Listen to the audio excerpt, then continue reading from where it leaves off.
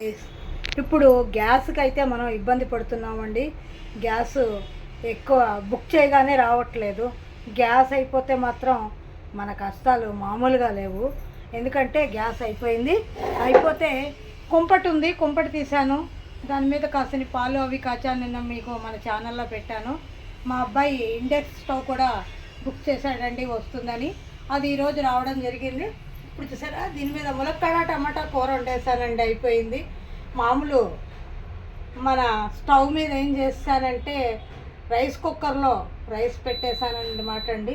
స్కూళ్ళకి టైం అయిపోతుంది కదా, వాళ్ళు వెళ్ళిపోతారు మా మనవాళ్ళు అనే ఉద్దేశంతో. అయితే మరొకటి ఏంటంటే బీరకాయ పెసరపప్పు వండేందుకు ఇదొకటి రెడీ చేస్తున్నాను. ఆ కూర తినేసి మా మనవరాలు అయితే వెళ్ళిపోయింది. ఈ కూర కూడా రెడీ చేస్తున్నానండి. బీరకాయ పెసరపప్పు ములక్కాడ టమాటా కూర వండేసాను.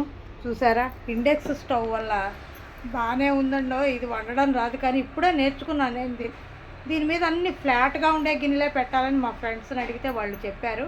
వాళ్ళ ఐడియా ప్రకారం ఫాలో అవుతున్నాను. బాగానే ఉందండో.